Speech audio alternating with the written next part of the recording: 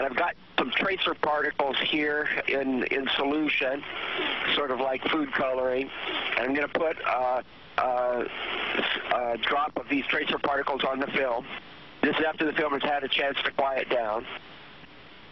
Motion has pretty much been fine within a two-dimensional plane, and it allows you to look at viscous flow in the laminar region in a two-dimensional manner without having to worry about flow in a third direction.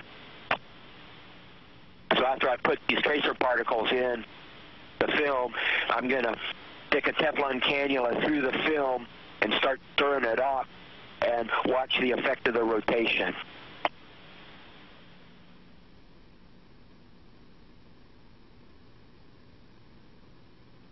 And just from that little stir, this thing will sit there and rotate for about 20 to 30 minutes. And I'll show a few minutes of the early rotation like this when it's rotating fairly fast, and then I'll go into time-lapse mode where I time-lapse it over about 20 more minutes, showing what the final effect is.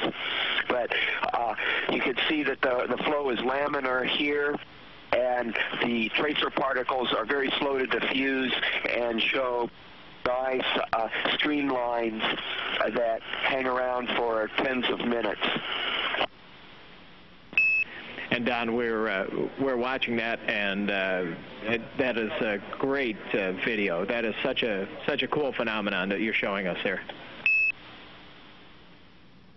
And you end up with spiral lines because the rotational flow will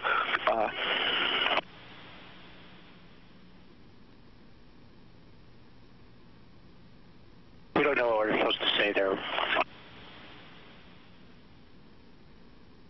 Copy. And it looks like rotational flow will do something, but we don't really know what. It looks like you're making a record there or something. There's time-lapse mode.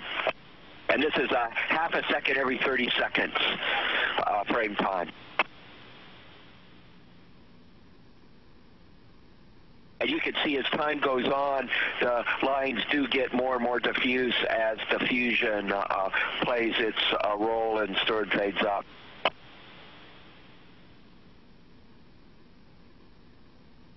And I let this run overnight, time-lapse.